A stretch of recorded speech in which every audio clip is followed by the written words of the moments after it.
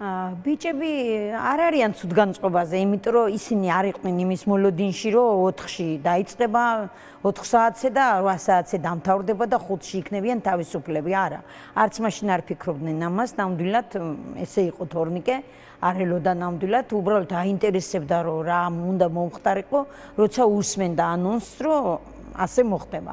არც მე არ ყოფილვარ ესე განწყობილი, იმიტომ რომ არ ვიცოდით და ძალიან საინტერესო იყო და ვფიქრობდი, რომ რა უნდა მომხდარიყო ნეტა ესეთი რა იცოდნენ, რომ აუცილებლად გადაიბარებდნენ ხელისუფლებას. გადმოვიბარებდნენ. სხვათა შორის ეგ ცნობის მოყვარეობა, იმიტომ რომ ეს ადამიანები ჩვენთანაც სტუდიებშიც ისე დარწმუნებით საუბრობდნენ, რომ აი ნახავთ, თუმცა გეგმა არავინ არ ვიცოდით და აღმოჩნდა, რომ არავინ იცოდა და მათაც არ აქვთ ახლა შესაძლებლობა უკვე რომ რაღაც მეტი ინფორმაცია მოგვაწოდოთ. ალბათ გამოვა დადგება ის დრო, რომ გავიგებთ რა მოხდა აუცილებლად. უბრალოდ ვფიქრობდი, რადგანაც ესე დამაჯერებლად ამბობდნენ, რომ 4-ში დავიწყებთ და 4-ში დავამთავრებთ, ალბათ მეთქი მოლაპარაკებულები არიან ერთად ხელისუფლებასთან ერთად მეთქი. ამას ხა ვფიქრობდი სხვას არაფერს. მაგრამ არა უშავს. ამაზე მეტი რა მომხდარა და ჩვენ გადაგვილახია ყველაფერი ეს ისევ ხელისუფლებამ გააკეთა თვითონ. მოაწყვეტყობა რაღაცა, აუცილებლად გამოვა ამის ხმა, თვითონვე იტყვიან, იმიტომ რომ ისინი ბოლოს ყველაფერს თვითონ ამბობენ და ჩვენ ვგებულობთ აქედან ყველაფერს.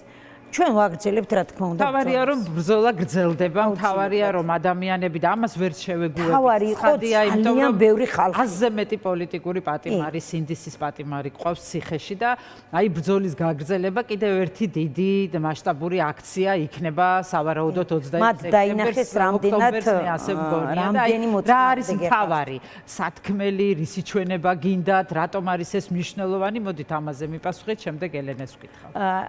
ძალიან ბევრი ხალხი იყო 4-ში. ძალიან კი თქვეს იმათმა, რომ ვითომ ცოტანი ვიყავით. მაგრამ რაც იქ იყო ხალხი, იმაზე ალბათ ორჯერ მეტი კიდე არ იყო გამოსული.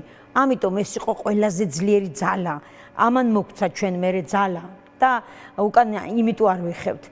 ეს ხალხი ეწინააღმდეგება ამ მარიონეტ ხელისუფლებას და აუცილებლად იქნებიან ყოველთვის ჩვენ გვერდით აქ დედაქალაქში უამრავი ადამიანი იყო რაიონიდან ჩამოსული თავიანთი ხარჯებით. არავის ეგონოს რომ ისინი ჩვენ ჩამოვიყვანეთ იქიდან. იმიტომ რომ ისინი ხვდებიან რომ ასე გაგრძელება არ შეიძლება. იმიტომ რაც ხდება დღეს ქვეყანაში ესეთი რამე არც ერთი ხელისუფლების დროს არ მომხდარა და ამაზე ალბათ ყველა დაგვემოწმება. თვითონ ისინიც კი ქოცები, ვეძახით ახლა ქოცებს.